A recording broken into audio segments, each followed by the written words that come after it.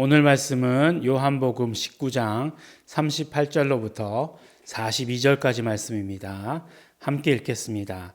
아리마대 사람 요셉이 예수의 제자나 유대인을 두려워하여 은휘하더니 2일 후에 빌라도더러 예수의 시체를 가져가기를 구하매 빌라도가 허락하는지라. 이에 가서 예수의 시체를 가져가니라. 일찍 예수께 밤에 나왔던 니고데모도 모략과 침향 섞은 것을 100근쯤 가지고 온지라. 이에 예수의 시체를 가져다가 유대인의 장례 법대로 그 향품과 함께 세마포로 쌌더라. 예수의 십자가에 못 박힌 곳에 동산이 있고 동산 안에 아직 사람을 장사한 일이 없는 새 무덤이 있는지라. 이날은 유대인의 예비일이요 또 무덤이 가까운 고로 예수를 거기 두니라. 아멘. 네, 오늘은 이제 우리가 성금요일이라고 이렇게 이야기를 합니다. 성금요일은 어떤 날이죠? 그렇죠. 예수님께서 십자가에 달리시고 십자가에 달려서 돌아가신 날, 그날을 이제 우리 성금요일이다라고 이렇게 이야기를 합니다. 근데 이제 유대인의 법대로 하면 오늘이 지나고 내일이면 안식일이죠. 네, 안식일이기 때문에 안식일의 예비일이다라고 이렇게 되어 있어요. 그래서 안식일의 예비일에 그 시체를 그대로 두는 것은 마땅치 않죠. 그래서 이제 그 안식일의 예비일에, 그러니까 금요일에 이제 그 장례를 지내게 되는 거죠. 부활절이 언제죠? 예, 부활절은 그래서 금토일 주일이 되는 거죠. 예, 그래서 우리는 안식일을 지키나요? 아니죠. 주일을 지키죠. 왜 주일을 지킵니까? 그렇습니다. 예수 그리스도께서 그날 부활하셨기 때문에. 그래서 그 토요일이 안식일이고 주일이 이제 일요일이잖아요. 그래서 우리가 안식일을 지킨다라고 하는 거, 안식일이 아니라 주일을 지키는 이유가 무엇 때문이라고요? 이렇기 때문이다라고 예수 그리스도께서 부활하신 것을 기념하는 것이다. 그러니까 주일은 예수 그리스도의 부활과 무척 관련이 깊죠. 예, 무척 관련이 깊은 게 아니라 그것이 거의 전부죠. 그리고 예수 그리스도의 다시 오심과 연결되어 있는 것 말씀드립니다. 그래서 오늘은 성금요일이에요. 예수 그리스도께서 이제 죽으시고 이제 장례를 지냈죠. 근데 이 장례 지내는 장면이 성경에 이렇게 나옵니다. 근데 이 장면이 굉장히 중요해요. 왜 중요하냐? 예수 그리스도께서 죽으시고 그 다음에 부활하셨어요. 근데 그것이 왜 중요하냐? 죽으셔야 부활하는 거기 때문에 그래요. 근데 죽으심을 가장 어떤 뭐 합법적으로 그리고 모든 인류를 내려오면서 관례상 가장 확정하는 게 뭐예요? 네, 바로 장례예요. 장례식이에요. 네, 그래야 완전히 죽었다라고 하는 것을 선포하는 것이기 때문에 그래요. 장례식 많이 가보지 않았겠습니까? 목사니까. 예전에는 그랬어요. 장례식을 할 때는 꼭 뭐가 있어야 되냐면 사망진단서가 있어야 돼요. 네. 그래서 보면 입관하는 날이 장례식을 시작하는 날 입관하지 않아요. 네. 왜냐하면 사망진단서가 그 다음 날 나오기 때문에. 그래서 그러니까 그 사망진단서를 그 발급받은 다음 날이나 할 수 있는 거였어요. 근데 요새는 뭐 그렇진 않더라고요. 요새는 그렇진 않은 것 같은데 어쨌든지 간에 이제 죽음을 확정하는 거죠. 그렇기 때문에 장례가 중요합니다. 근데 이 장례를 예수님의 장례를 어떻게 치렀는가 하는 것을 요한복음은 또 굉장히 자세하게 다루고 있어요. 물론 사복음서들이 다 다루고 있지만 등장인물이 두 사람이 나옵니다. 아리마대 사람 요셉과 그 다음에 니고데모라고 이렇게 나와요. 근데 너무나 재미있게도 요한이 참 이렇게 그 아주 긴장되는 순간이고 그 다음에 굉장히 중요한 순간이잖아요.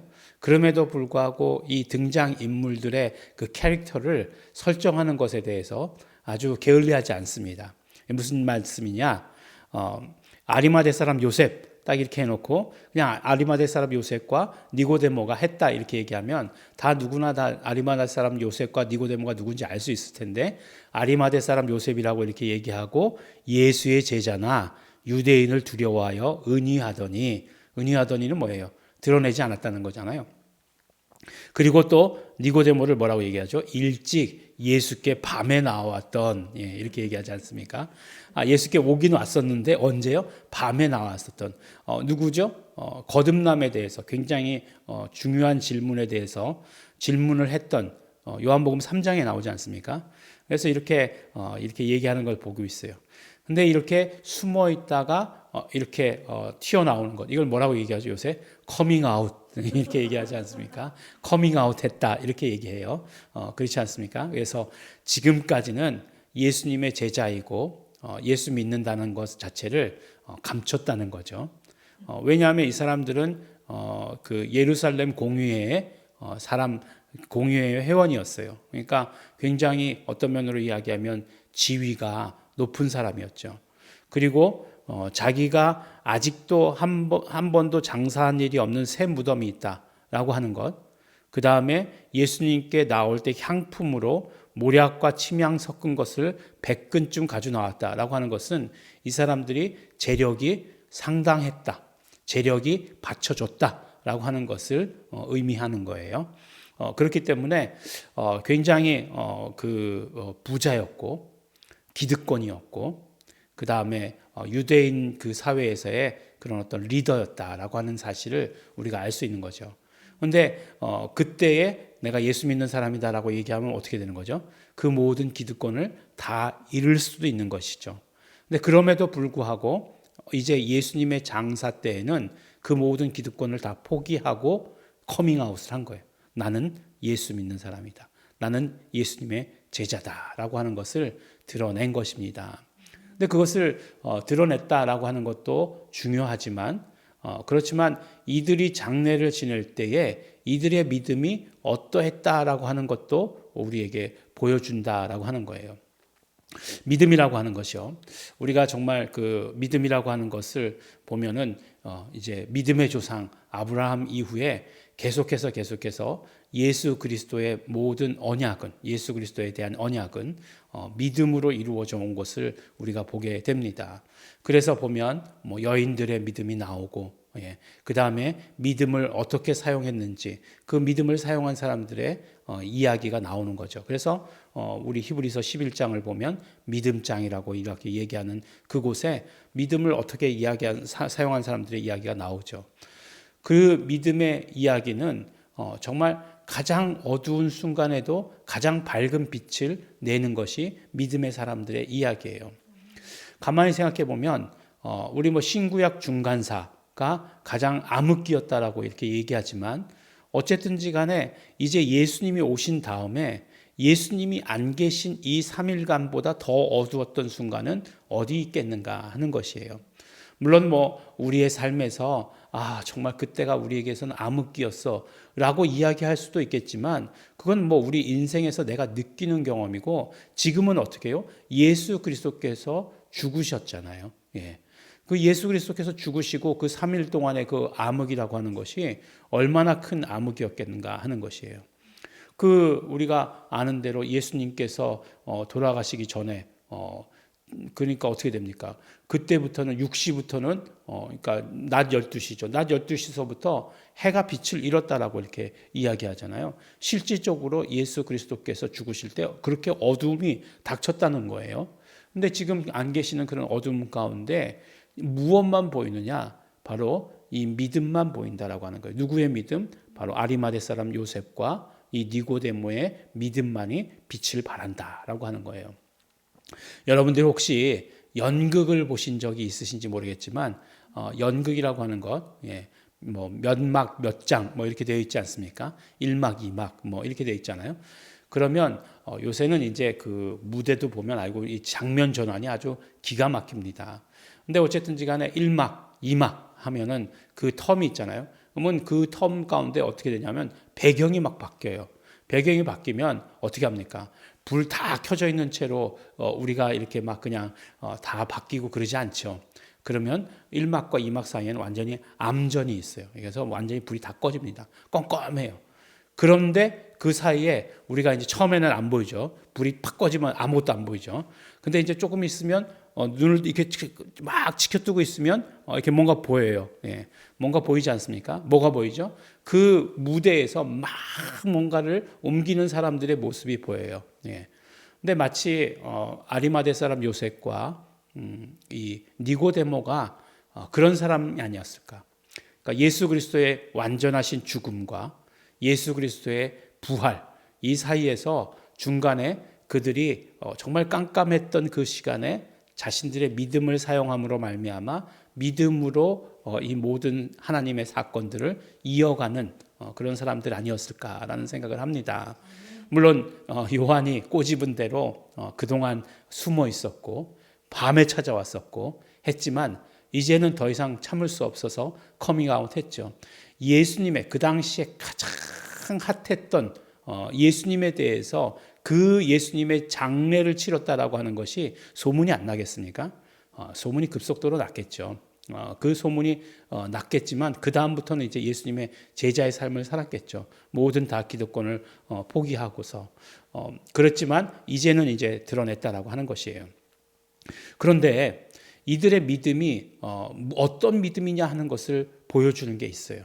그러니까 그냥 그들이 장례를 치렀다라고 하는 것만도 굉장히 훌륭한 믿음이에요. 그런데 이들의 믿음이 어떠했다라고 하는 것을 알게 해주는 것이 있어요. 그것이 무엇이냐면 바로 이들이 가지고 나온 향품이에요. 바로 모략과 침향 섞은 것을 100근쯤 가지고 나왔다라고 이렇게 이야기하고 있어요. 그러면 이게 얼만큼의 양인지 우리가 지금 모르잖아요. 몰약이 뭔지도 모르잖아요. 근데 이 몰약이라고 하는 것은 예수님과는 굉장히 뗄래야 뗄 수 없는 그런 거 같아요. 왜냐하면은 예수님이 태어나실 때에도 뭐 기념품은 아니고 선물로 가지고 왔던 거, 동방박사 세 사람이 기념품으로 가지고 나왔던 게 뭐예요? 황금과 모략과 유향이라고 돼 있잖아요. 근데 돌아가실 때에도 보니까 모략과 침향 섞은 것을 100근쯤 가지고 나왔다라고 이렇게 얘기하고 있어요. 이 모략이라고 하는 것은 그 당시에 이제 굉장히 비싼 향료였다라고 이렇게 얘기해요. 근데 향료로만 쓰인 것이 아니라 어떤 그 소염제로서 그런 역할도 하고, 소염이니까 당연히 항균의 그런 역할도 있었죠. 그 다음에 또 어떤 역할도 했냐면 마취제 역할도 했습니다. 그래서 그 예수님께 신포도주를 이렇게 줬다라고 얘기할 때 그 신포도주는 모략을 섞은 그 포도주였다라고 얘기해요. 모략은 굉장히 썼다고 얘기합니다. 굉장히 쓴 거예요. 그래서 그것을 섞어가지고 이렇게 하면 어떤 효과가 있었던 거죠? 그렇죠. 십자가의 고통이 워낙 크니까 그 포도주를 마시면 마취 성분이 있는 거예요. 그러니까 고통을 좀 잊어버릴 수 있는 거죠. 마취제를 이렇게 넣으니까 그런 효과가 있었다고 해요. 근데 어쨌든지 간에 가장 주요하게 쓰인 거는 향품으로 쓰인 거죠. 그러니까 실제로 이집트에서도 미라를 만들 때에 이 몰약을 발랐다고 합니다. 그러면 이제 시체가 이제 부패되는 것을 방지하고 하는 거죠. 우리 그 나사로의 죽음 가운데서도 알지만 3일이 되니까 벌써 시체가 부패한 냄새가 났다라고 이렇게 얘기하지 않습니까? 근데 예수님 어쨌든지 간에 3일 동안 육체를 가지고 계셨는데 이 몰약을 사용함으로 말미암아 냄새도 나지 아니하고 부패도 되지 아니하고, 그 예수님의 육체도 육체니까요. 그때 육체는, 예수님의 그 육체는 다른 육체다 이렇게 얘기할 수 있는 것 아니잖아요. 이 땅에 내려오신 육체는 똑같은 육체다라고 얘기할 수 있으니까. 근데 그거를 100근쯤이다라고 이렇게 얘기하고 있어요. 그럼 누구 장례에서나 다 그렇게 사용했느냐? 일반 사람들의 장례 그랬느냐? 그게 아니라는 거예요. 그리고 이렇게 이만큼의 양을 사용한 그런 장례식은 왕의 장례식. 그 다음에 굉장히 유명한 사람. 유명한 사람 누가 있냐면 바로 바울의 스승되는 가말리엘의 장례식 때. 이 정도의 가말리엘의 장례식 때에도 이거보다 훨씬 더 적은 양의 그런 어떤 그 향품이 사용되었다라고 이렇게 이야기하고 있습니다. 그럼 뭐냐? 바로 이 니고데모와 이 요셉, 아리마대 사람 요셉이 예수님에 대해서 어떻게 생각하고 있었다라고 하는 사실을 그대로 드러내는 거죠. 무슨 얘기예요? 왕이나 아주 유명한 사람이라고 얘기했잖아요. 그러니까 이 사람들은 왕의 장례식을 치르는 거예요. 왕의 장례식을 치른다라고 하는 그 생각을 가지고 치렀던 것이에요. 그러면 그들의 믿음이 어떠냐? 예수님을 누구로 알고 있었냐? 예수님을 왕으로 알고 있었다라고 하는 것을 이야기해 주시는 거죠. 이 땅에 오신 하나님 나라의 왕, 그 왕으로 여기고 있었다라고 하는 것. 뭐 유대인의 왕 이렇게 얘기했을 때 조롱하는 것으로 여겼지만 그러나 이들의 믿음은 실제로 그렇게 그것을 그렇게 생각하고 있었다라고 하는 것을 보여주는 것입니다. 예수님의 십자가는 로마의 법대로 죽으신 십자가예요. 그렇죠? 십자가 형벌은 로마의 법에 의해서 죽으신 것이에요. 그 당시에는 유대인의 법에 의해서는 유대인에는 그 유대인 자치적인 그런 어떤 것을 주었지만 사형은 안 됐어요. 사형하는 거는 절대적으로 그래서 빌라도에게 와서 재판을 받은 거예요. 그래서 그때 분봉왕인 헤롯에게 와서 재판을 받은 거예요.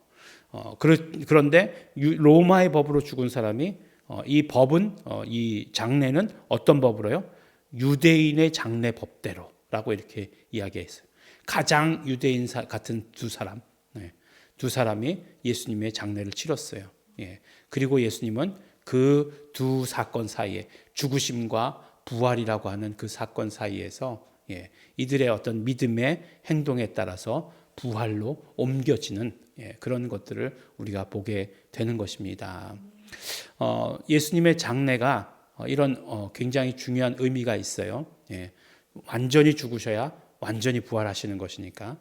그런데 그 아주 짧은 그 순간을 통해서도 바로 믿음이 무엇인가라고 하는 것을 우리에게 드러내고 있고 그들의 믿음은 우리에게 정말 가장 어두운 때에 어떻게 살아야 되는가, 어떻게 행동해야 되는가라고 하는 것을 우리에게 말씀해 주시는 것입니다.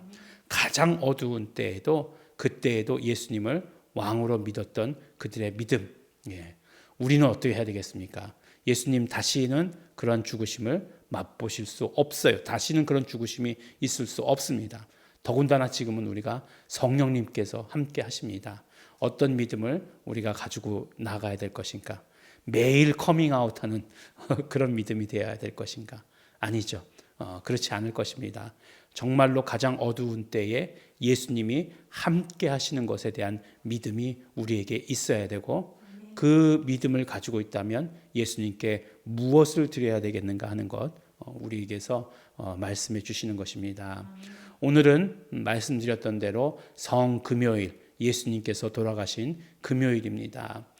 바로 예수님의 장례를 통해서 그 장례 지낸 바로 아리마대 사람 요셉과 니고데모의 모습을 통해서 우리도 우리의 믿음을 더욱더 새롭게 하시는 함께 하시는 예수님과 그것을 기뻐하시는 그것을 믿음으로 드리시는 그러므로 말미암아 우리의 믿음을 드러내시는 성도 여러분들 되시기를 예수 이름으로 축원합니다. 기도하겠습니다.